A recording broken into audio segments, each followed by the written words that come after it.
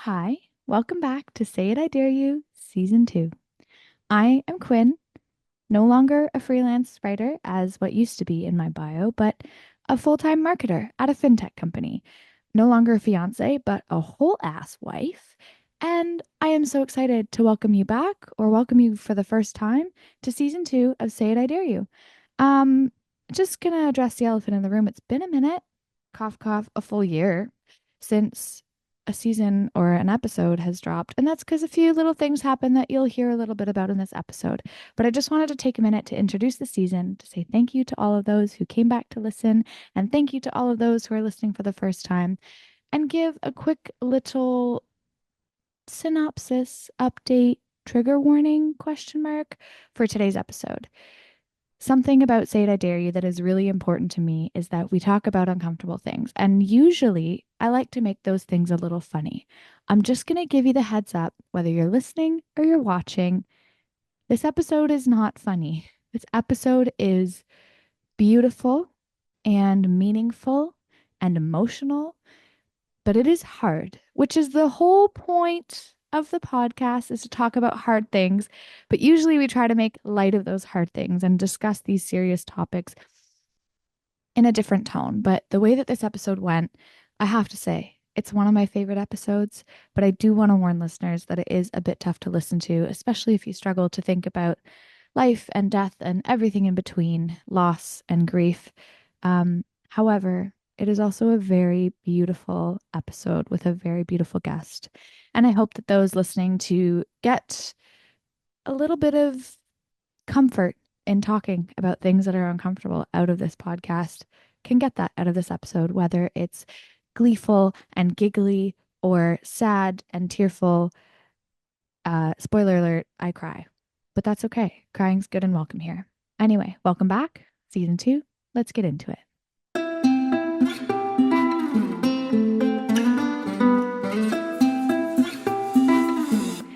Oh, hi. Welcome to Say It I Dare You, the podcast where we pull apart personal meanings of taboo and hard to say words and phrases with lovely guests and some gentle peer pressure.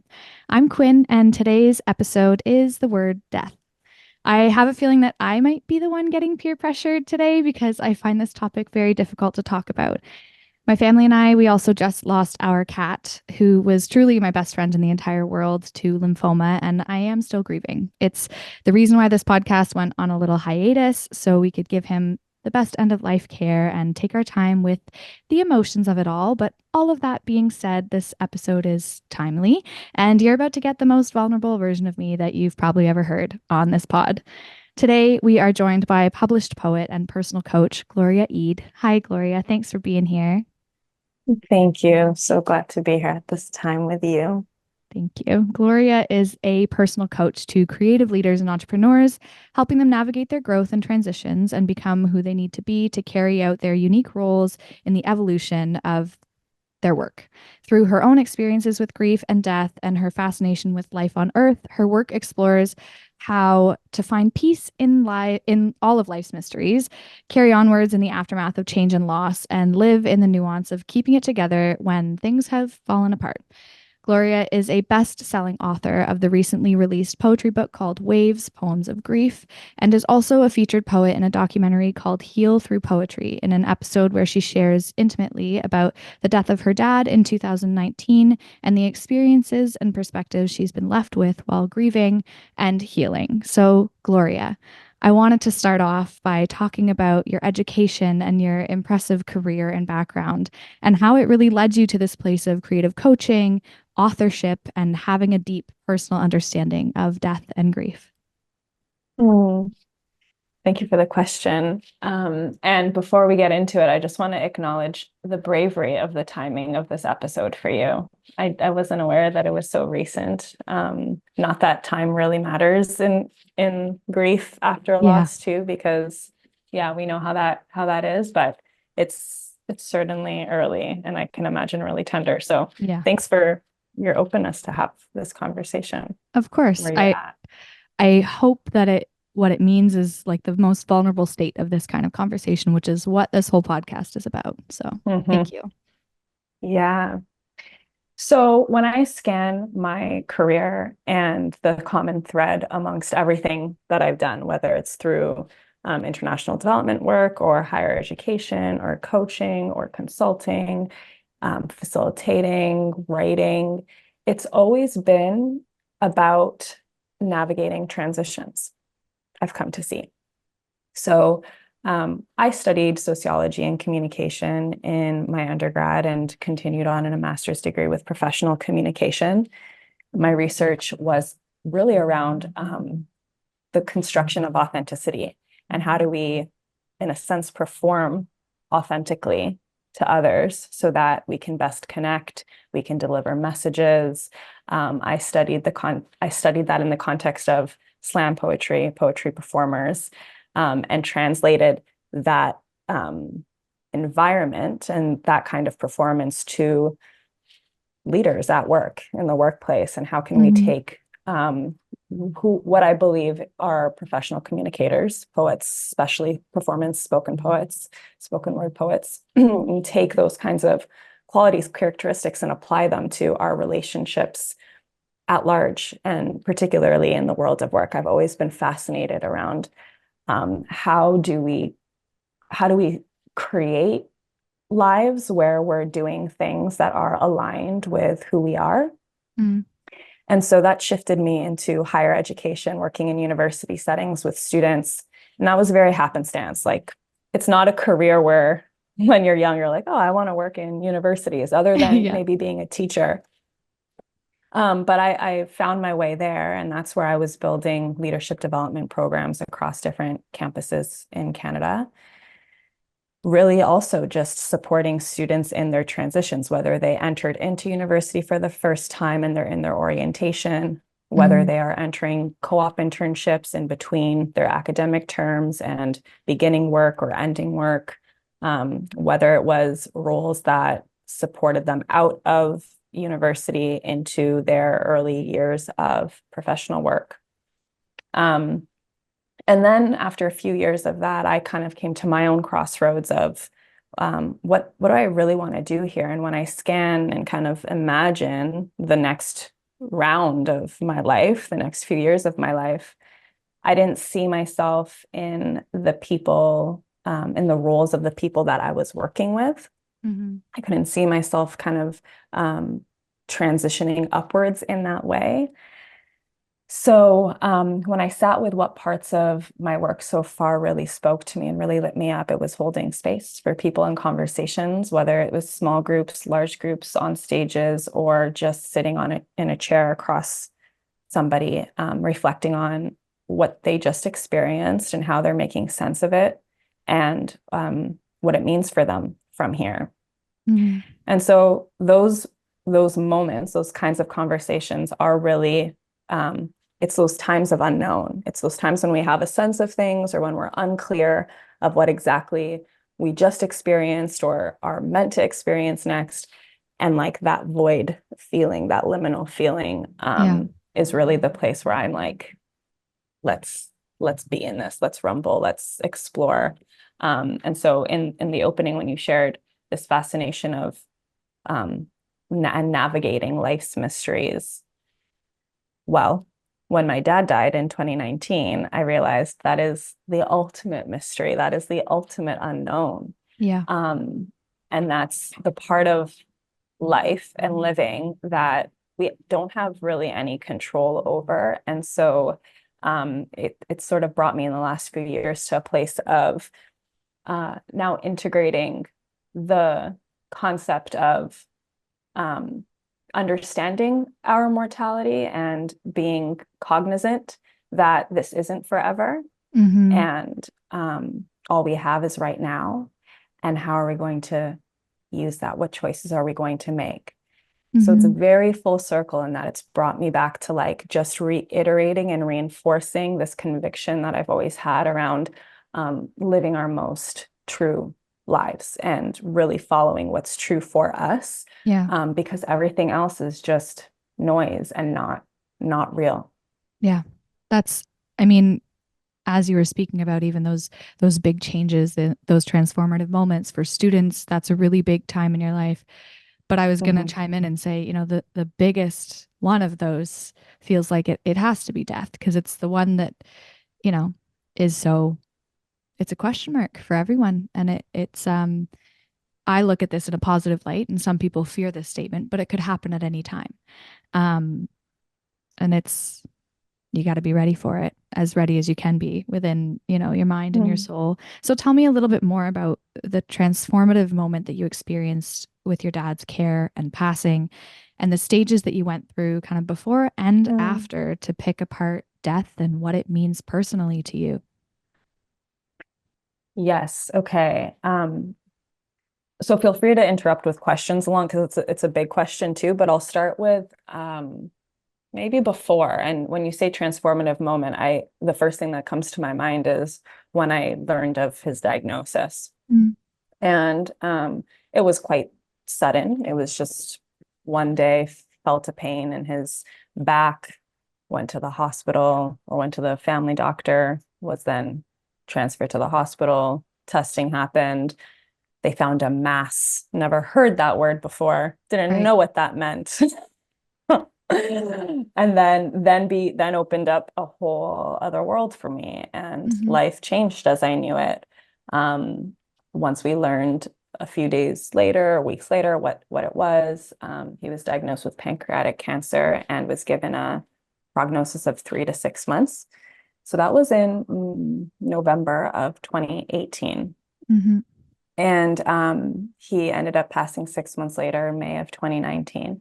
And so that whole 6 month period was quite transformative. And there were a lot of different moments and stages within that. Of course. Um, but yeah, I would say like the first was the reconciling that like, oh, this is here and it's imminent and it's in my face and it's Mm-hmm. now part of the way that I'm going to live life for an indeterminate amount of time. But there's no, but I really need to face the fact that my dad will die Yeah. soon. Yeah. Um, Always hoping for miracles, but at the same time, it's like there's this reality. And so that I was living, I was living across the country. So all my family were in Toronto. I was living in Vancouver at the time. And what was opening up for me is like another choice point of what do I do from here Yeah. as a caregiver, as a daughter, what's needed from me. And so that was that exploration that I had conversations with my sisters about, my parents about. And what I had chose was to stay based in Vancouver. And I was very lucky that I had a job where I was remote and I could travel into Toronto, visit. Mm-hmm. Um, I was connected with my family quite often throughout that period of time. But there was this like mantra that I had to hold on to during that period when I had decided to support long distance and not be in the weeds every day with them, which in hindsight was actually a really important and significant role Mm. to take on too. So I also want to acknowledge that sometimes we think like the best way of helping is to be right there by a person's side or like really, really involved in the experience. And I found that because of my physical distance, I was able to actually have more of an emotional support and connection with my dad than Mm. perhaps maybe the rest of my family who were just seeing the movements and the changes every day. Yeah. So that's an interesting piece to like long distance caregiving that if you are um, willing to really embrace and be present to it, it can still be super, super powerful and healing. Yeah. But the mantra that I was really like sitting with every day was choose the bigger yes. And that was what I would wrestle with, but also breathe into. It Yeah. actually helped soften my life and my choices during that time.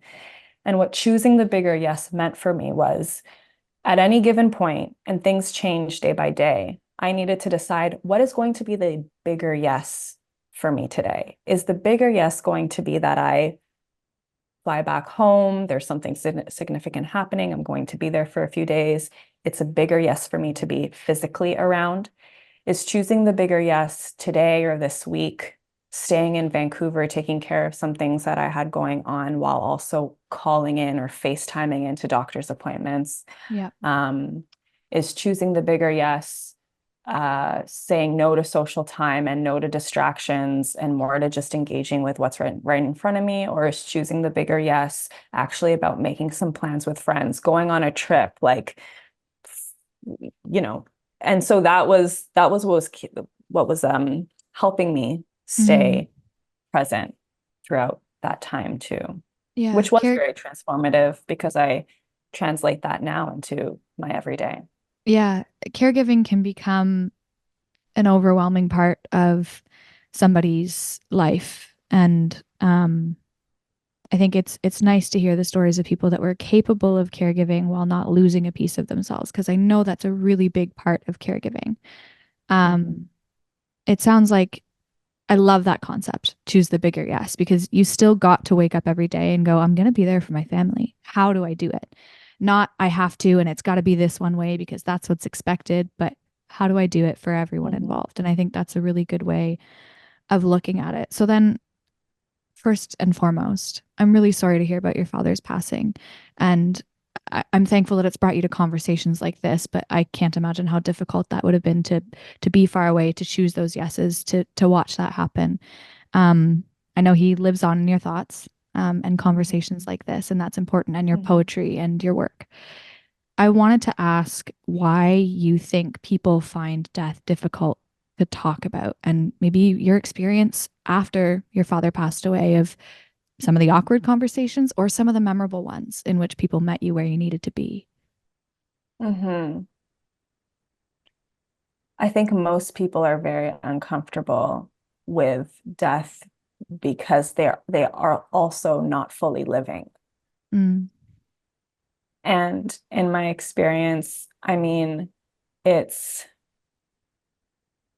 it is such a vulnerable experience, and it actually for many people is quite secretive, right? yeah, Like even in our culture and our society, it's like you die in a hospital or you just hear the news of something happening once it's already happened, or there's not a yeah, lot of ritual around like being in the process of um, seeing and witnessing death and dying. And like, thankfully, maybe we don't, many of us don't live a life where we're exposed to that all the time, mm-hmm, but also we aren't trained. We haven't been taught to have vulnerable, real conversations, difficult conversations of any kind. yeah, So we avoid, so we distract, so yeah, we pretend.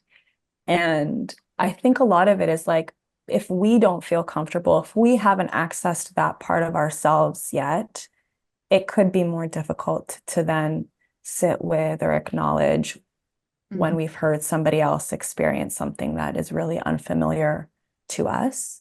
mm-hmm, Um, which is why I think having these conversations is really important because it can kind of just be a window for those that don't, because it is very it's one of those things where it's like you don't really know until you've experienced it yourself. yeah, And all death is also different, I guess, the ways of dying.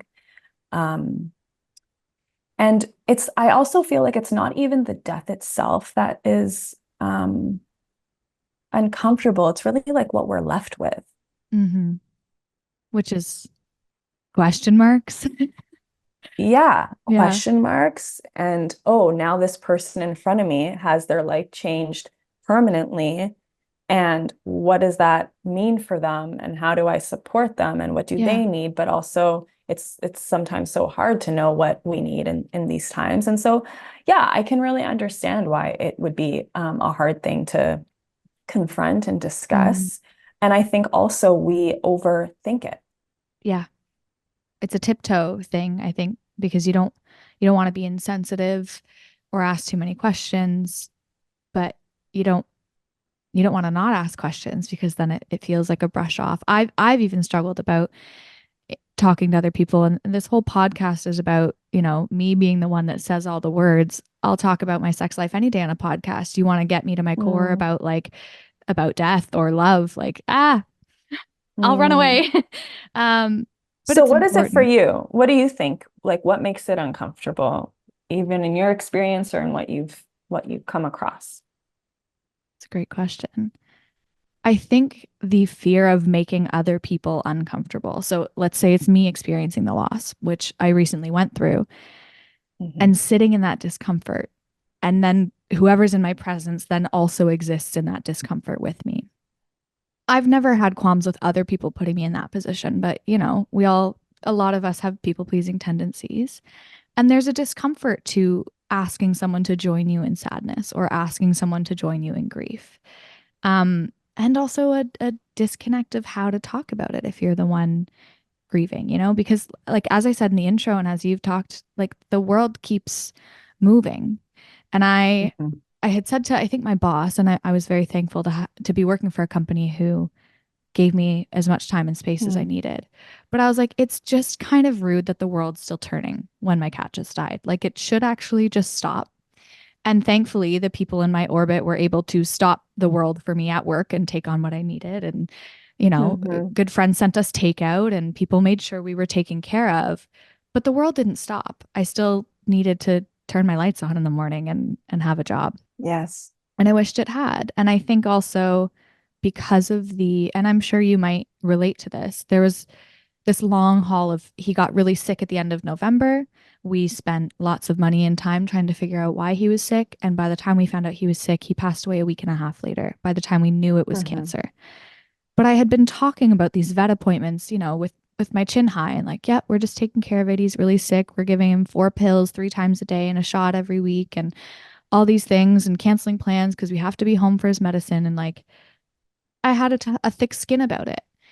And people ask me, are you going to have to put him down? Yeah, I think that's coming soon. He doesn't have a long life expectancy. And I talked about it like I knew what I was talking about. Mm, And then when he passed, anytime someone asked me how I was feeling, I just went, I wasn't ready. hmm.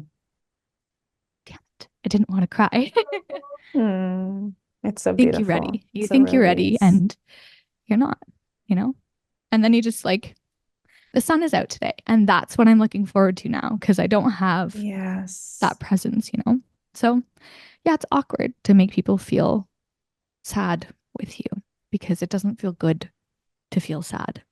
It, Hmm. it should, but it doesn't always.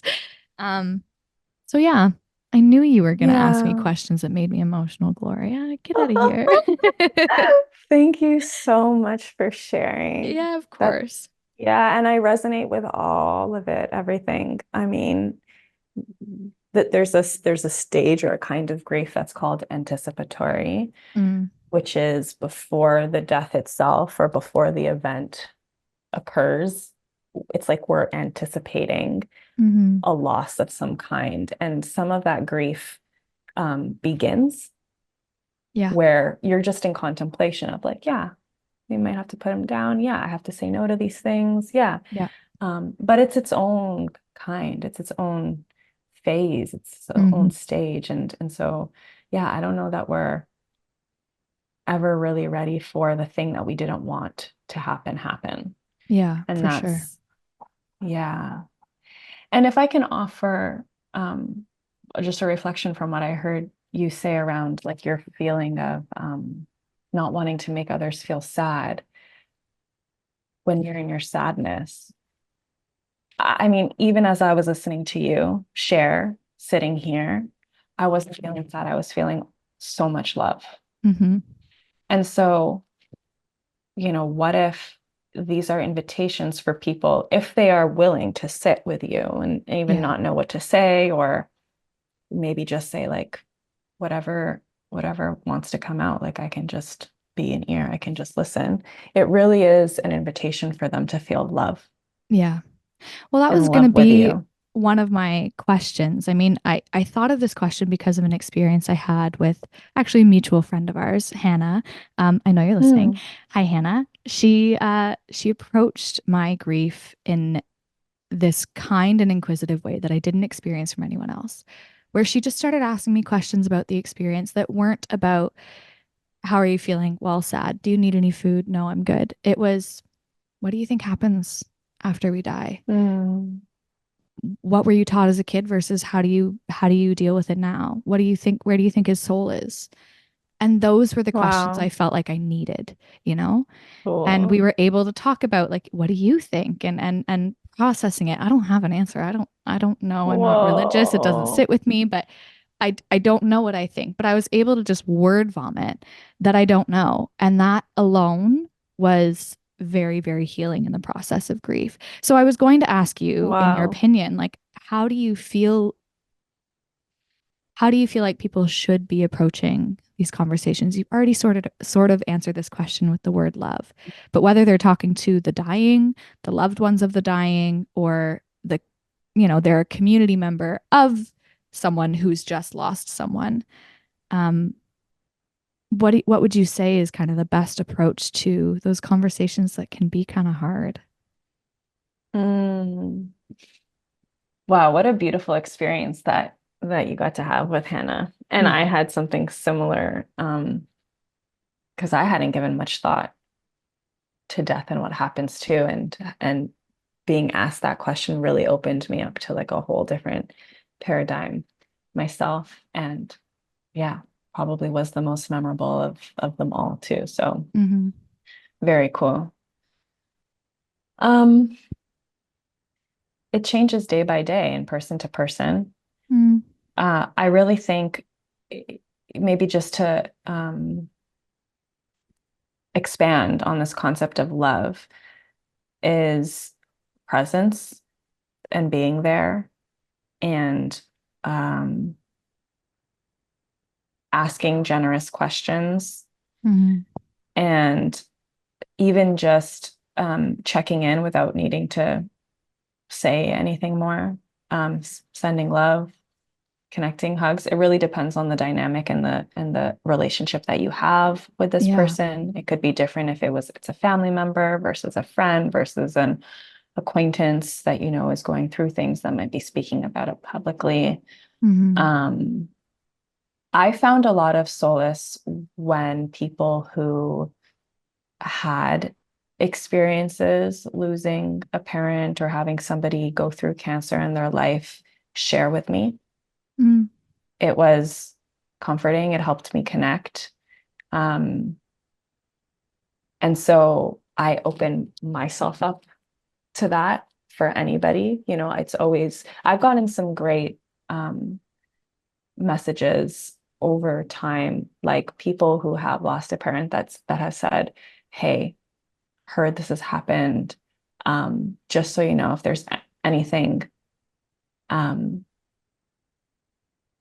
there's no expiry date from Yeah. me to connect in, because I know how it can go, Yeah. right? Like you're Yeah. you're maybe 2 months out, but 2 years out, maybe there's something else Yeah. It that hits. comes Yeah. up. Yeah.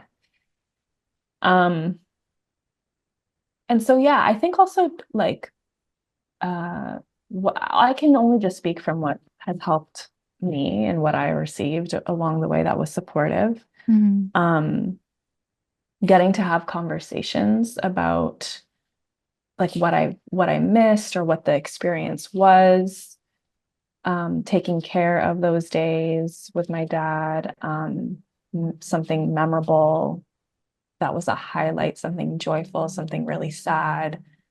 People who like I would have friends that would just like ask to come over and clean my place or like fill my Mm-hmm. fridge or do my dishes. And what Mm-hmm. we're talking about now is really like being in the experience of grief, Yeah. not so much like um the death, Yeah. like, but really the aftermath Yeah. of experiencing loss and having someone die. Um, So it goes hand in hand. And, I really do speak a lot about grief, and my book is on the writing that I did during that time, Yeah. just processing with people. Mm-hmm. If that is a way that supports you, is beautiful. I can resonate with what you said about, people going through similar experiences and that even in talking about death, I have a chronic pain disability that my father also has, and it does typically shorten a life expectancy. So I've had to kind of face this thought of death my whole life. And then I'll have conversations with people who've never even lost a grandparent. And I'll knock on wood and say that's like, I'm so, so, so thankful that they haven't had to go through it.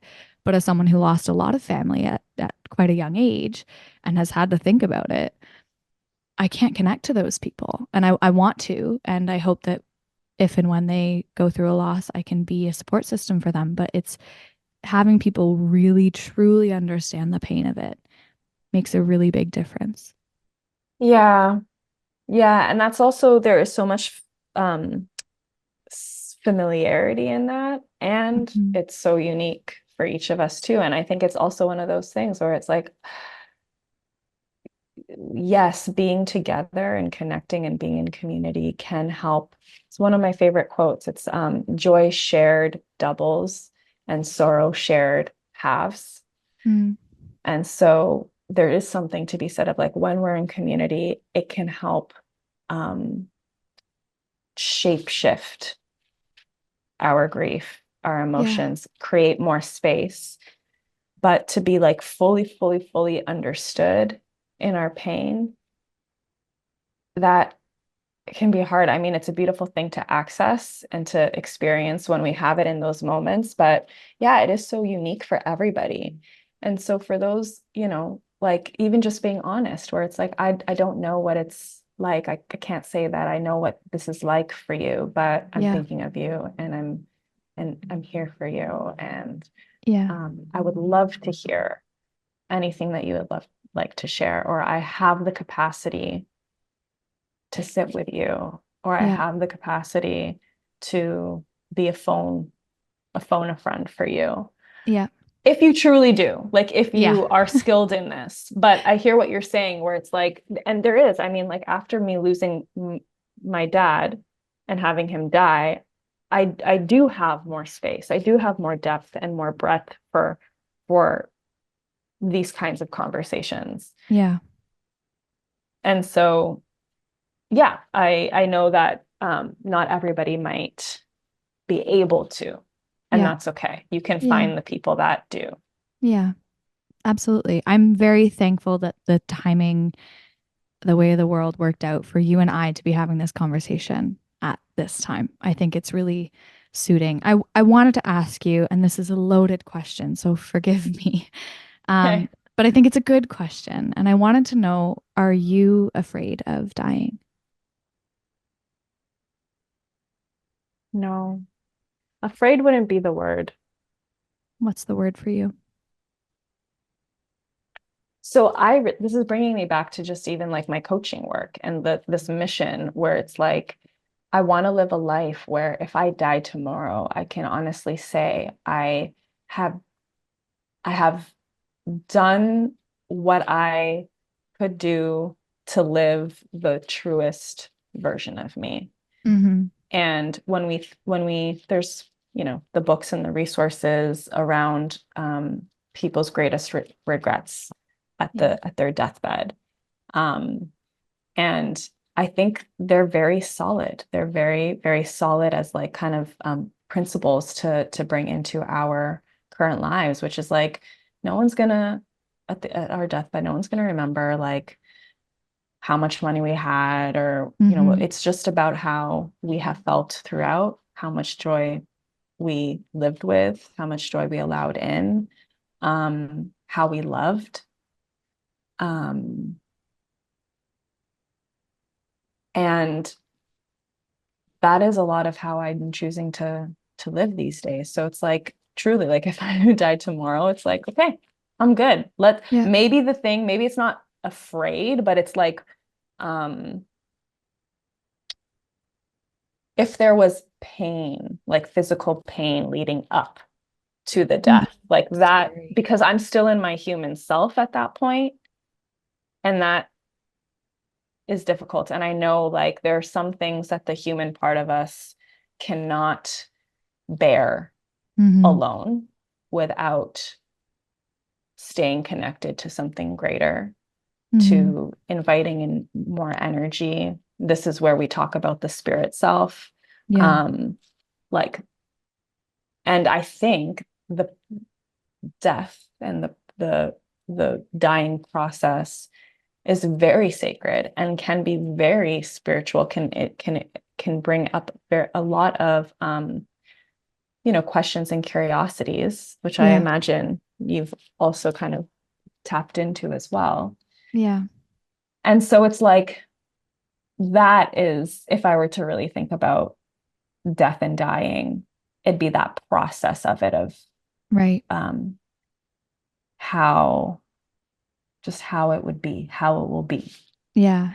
I think But the after that, I'm kind of like, it's like life without a body. Is yeah. kind of how I see it now. Yeah, same. I think I was gonna say I think the fear of death is this double-edged sword in that it can be fear of losing what you have, but it is also fear of not knowing what happens after. And Mm, I think beliefs in heaven and reincarnation and souls and spirits, I love every single one of them that helps people feel comfortable in death and the process of that. And I'm not going to dispute any one of them whether I believe in it or not.